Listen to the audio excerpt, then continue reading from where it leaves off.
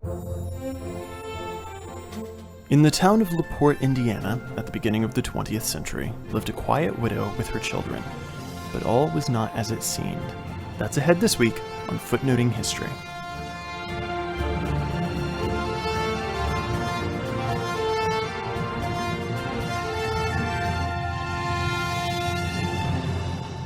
Hello and welcome to Footnoting History. My name is Nathan. In this episode, I want to return to a theme mentioned on the podcast a few weeks ago by Leslie, the murderess in history, and one case in particular that I stumbled on about a year ago during a random Wikipedia trawl. And before we begin, I actually want to acknowledge a great debt to the 2001 dissertation of Paula Hinton on this topic, as it's one of the very few scholarly studies of this case. Our story begins about 2 hours before dawn on the morning of Tuesday, April 28, 1908, in the quiet town of LaPorte in northern Indiana, about 50 miles southeast of Chicago. LaPorte had a population of about 9,000, and on the north side of town lived a Norwegian immigrant widow, Belle Gunness, with her 3 children.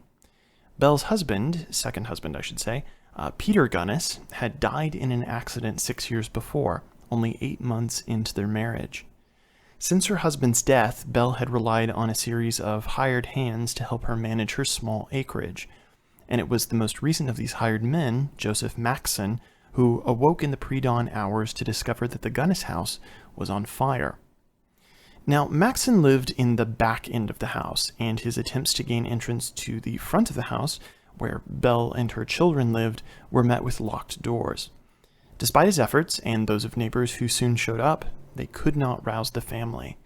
A ladder to the second floor showed that the beds were strangely empty. Soon the whole building was ablaze, and eventually it collapsed. Once the ashes had cooled enough for investigation, a search that afternoon, led by the sheriff, found the bodies of a woman and 3 children in the cellar, where they had presumably fallen in the collapse of the structure. Scandalized by this untimely death, local suspicion for the arson immediately fell on Ray Lamphere, who had been Belle's hired hand the previous year. Of French-Canadian extraction, Ray had a reputation as a debauched drunk, and the local rumor mill soon spun out a tale of his unrequited obsession with Belle, which had clearly led her to terminate his employment. He had since harassed the widow, who pressed charges against him and even tried to have him declared mentally incompetent. In retaliation, Ray had obviously set the fire in some sort of fit of passion and pique. He had probably poisoned the family to prevent them from escaping the blaze, and so the remains were sent off for testing. This was the stuff of high melodrama, absolute catnip for a town like LaPorte.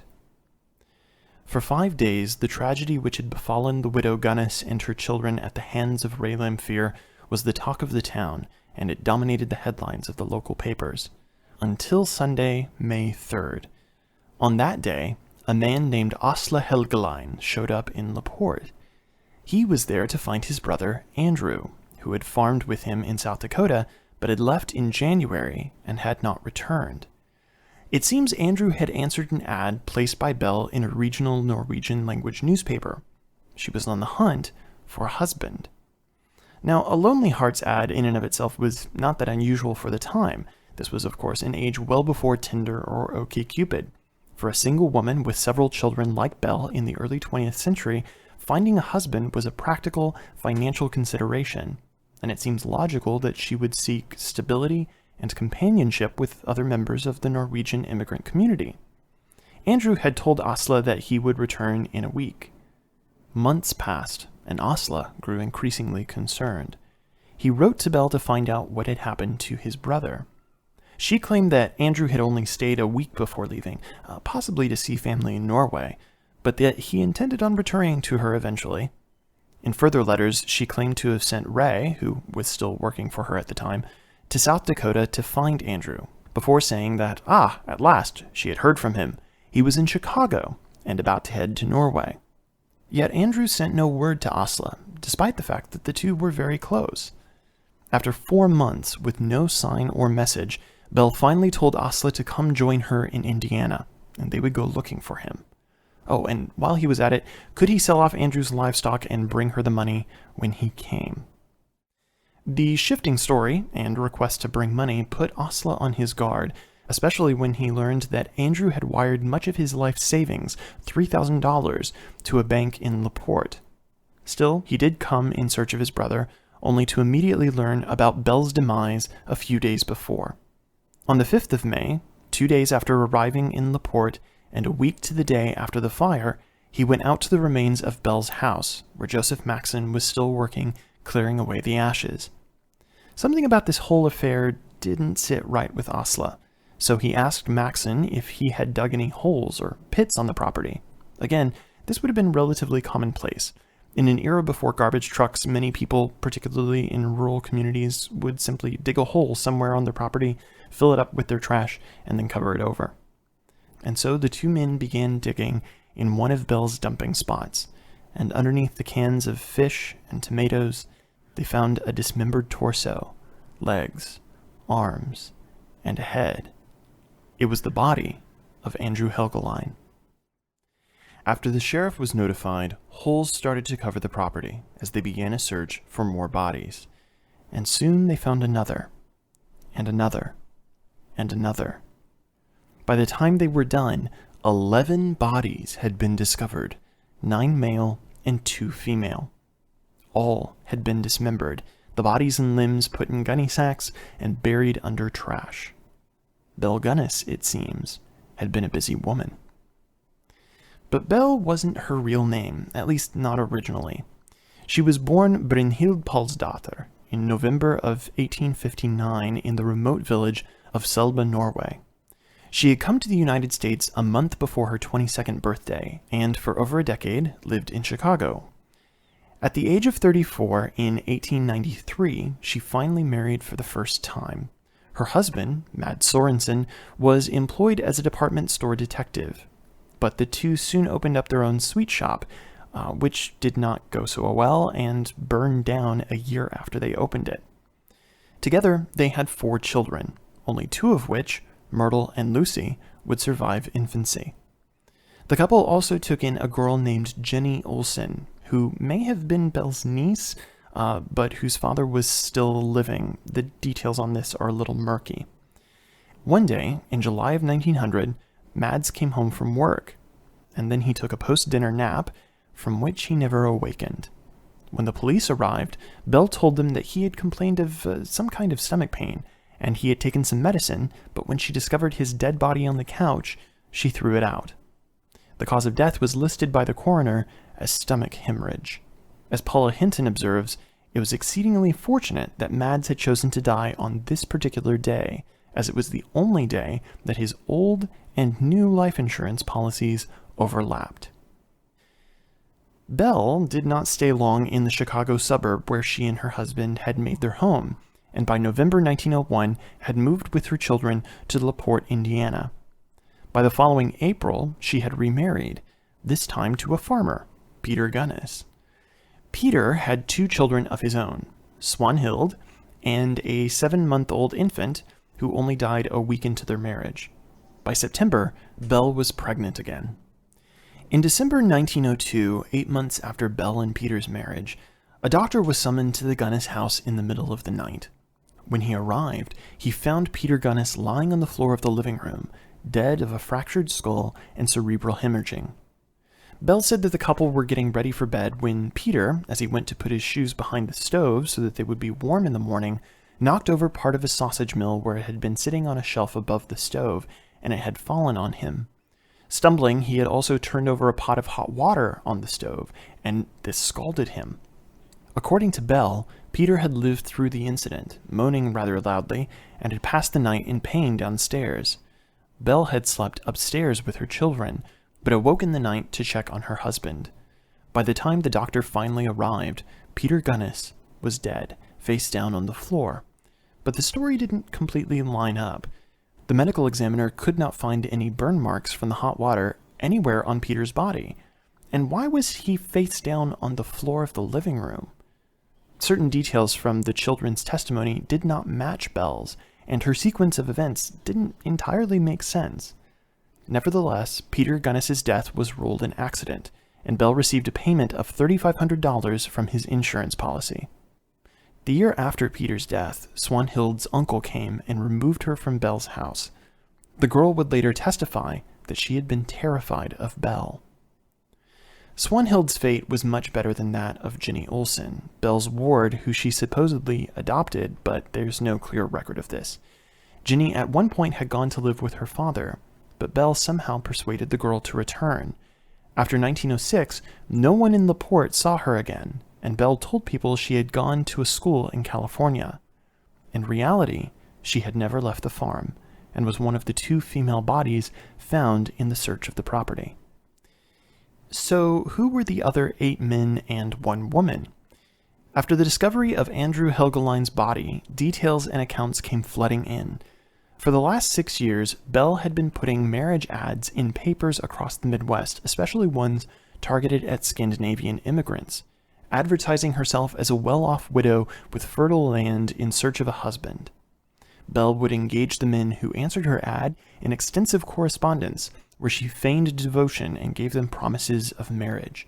She would then invite them to visit her in Porte, so men made the journey from Minnesota, Wisconsin, the Dakotas, Michigan. "Come," she had written to Andrew Helgeline, "prepared to stay forever." In each case, Belle predicated her acceptance of marriage on the man's ability to prove financial solvency, usually in the form of bringing large sums of cash with them. Belle repeatedly told these men that she didn't trust banks. This was, of course, in an era before the Great Depression and the creation of the Federal Deposit Insurance Corporation.